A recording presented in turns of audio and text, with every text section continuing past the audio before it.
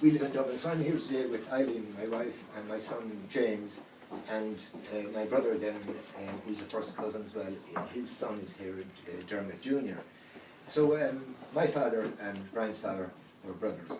So they were grown up down in County Sligo. So we then ended up living in about 32 miles from Sligo, which was Carrick-on-Shannon, small town in the west of Ireland.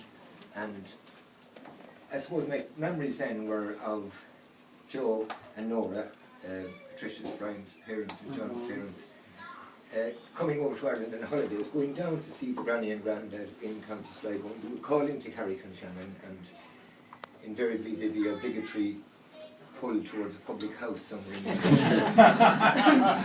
My mother now was not a pub person, but my dad kind of was, you know. So that a journey in there was very convivial, and we used to enjoy that. And that was the first time we would have met John and Brian and Patricia coming down and bringing them around the big metropolis, town, 1,500 population, all that, you know. So it was great. And I suppose my memory over the years is of, I mean, we shared so many stories that would include Brian and Patricia of, you know, our parents and uncles and aunts and uncles-in-laws and aunts-in-laws, and those stories have lived on, and they will never leave us, really, I suppose. And Brian had a tremendous and a great gift for a good turn of phrase, and I suppose the last one I remember was when his poor man passed away, Nora, who was a most beautiful woman indeed, and the granddad who had died in 1996, Jonathan, that's right. But after Nora's funeral, after she was buried and laid to rest, we went to a country house out near the graveyard, and then we had something to eat, and then we drove back to Patricia's house. She prepared a meal, and then I stayed with Brian that night. I think Patricia drove us back in, and myself and Brian went into the local pub just for with 2 drinks, which was almost like a last drink, and it was, I thought it was very poignant. Brian had a picture, I think a photograph that may have been on the coffin of his mom, and he had that with him and grabbing that, and I just looked at that, and I said, that's the closeness, you know, that he had, and we had 2 drinks there. And then the funny thing was, when we came out then, I happened to remark on some building which was just across the way somewhere. I couldn't identify it, but I said, that's a nice building or something like that. And Brian said, oh yeah, he says, that used to be public house, hostelry or whatever. But he said, now the council turned it into a health location for older people. And then he paused and he looked at me and he said, what a waste.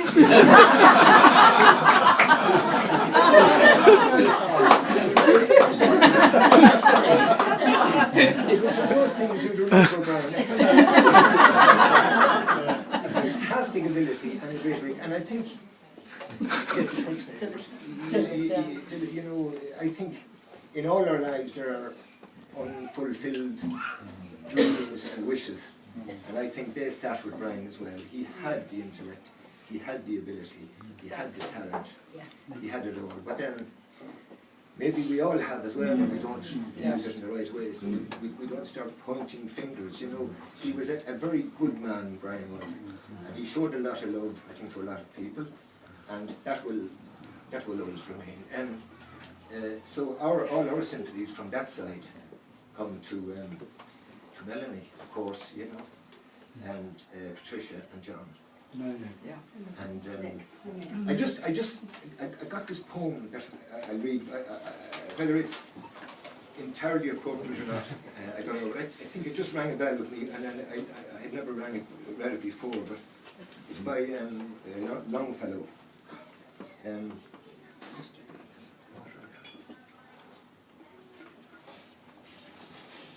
Some lubrication. It's called The Meeting.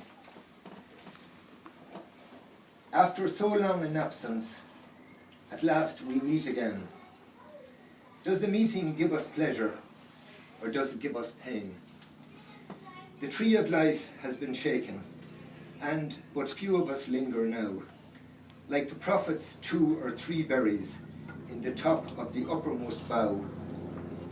We cordially greet each other, in the old familiar tone, and we think, though we do not say it, how old and grey he is grown. We speak of a Merry Christmas, many a Happy New Year, but each in his heart is thinking of those that are not here. We speak of friends and their fortunes, and of what they did and said, till the dead alone seem living, and the living alone seem dead. And at last, we hardly distinguish between the ghosts and the guests, and a mist and shadow of sadness steals over our merriest jests.